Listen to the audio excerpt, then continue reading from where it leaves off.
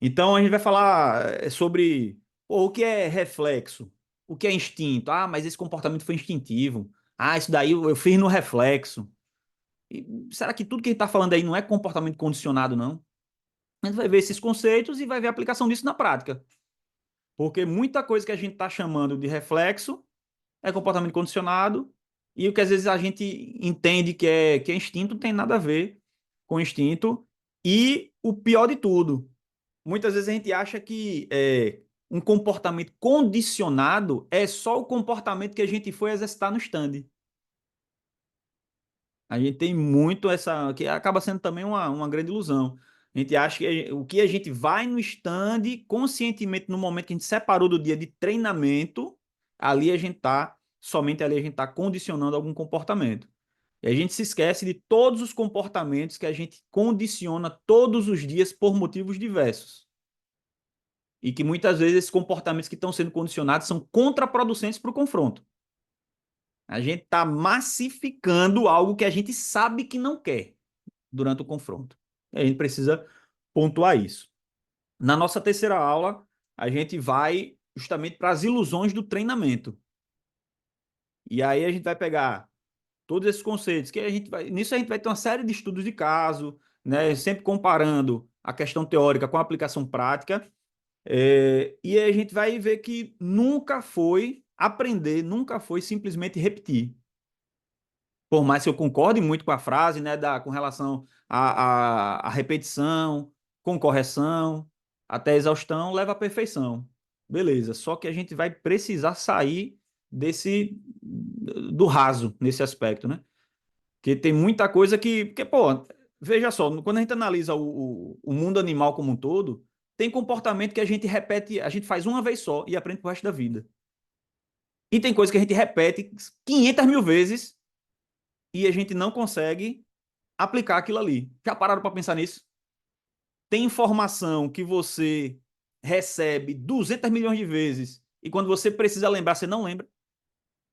Só que tem uma coisa que acontece uma vez só, por algum motivo, algum alinhamento dos astros da fisiologia humana, não sei que desgraça, mas uma coisa que só uma vez você ouviu, você lembra para sempre.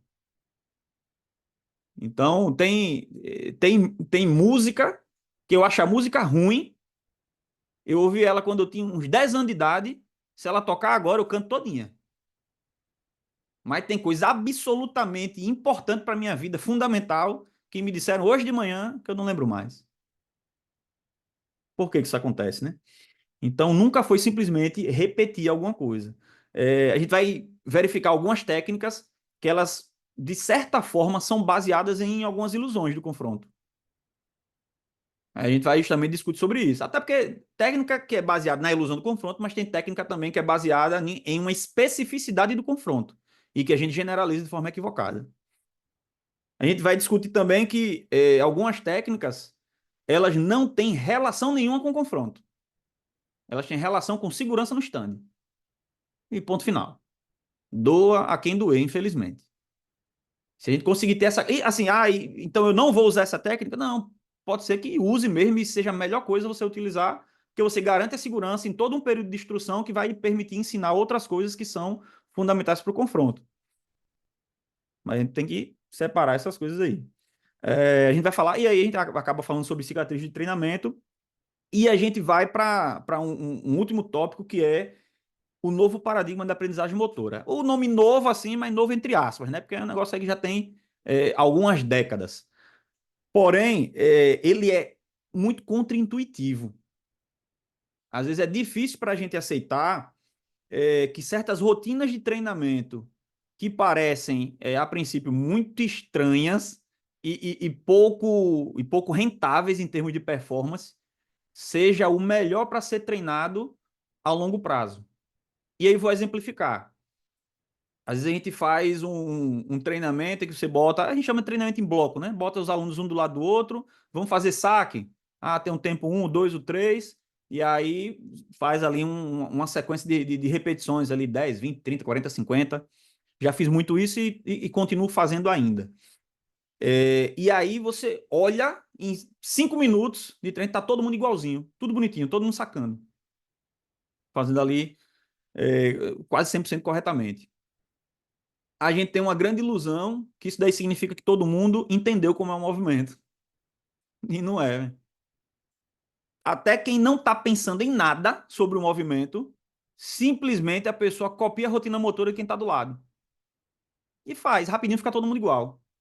O ser humano tem essa habilidade, né, de igualar os comportamentos de maneira muito rápida. Aí, se você coloca um outro padrão de estímulo, em que você tem certos objetivos diferentes, estímulos diferentes, momentos para você aplicar aquele comportamento motor diferente, o negócio fica visualmente bem bagunçado, bem feio, fica estranho.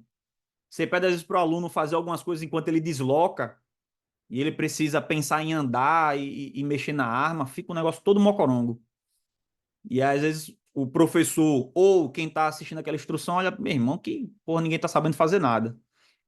Curiosamente, nas pesquisas de retenção do conhecimento, uma coisa é performance no momento da instrução, outra coisa é retenção. Daqui um mês, quem consegue executar esse movimento melhor?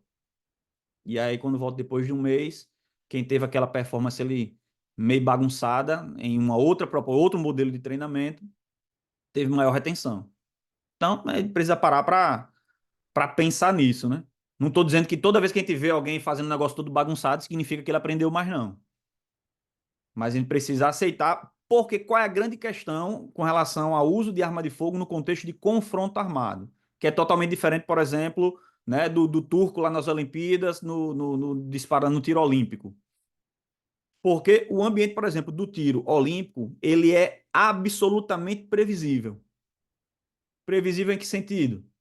A arma é a mesma, a distância é a mesma, o alvo é o mesmo, silêncio absoluto, seu tempo para poder fazer os disparos.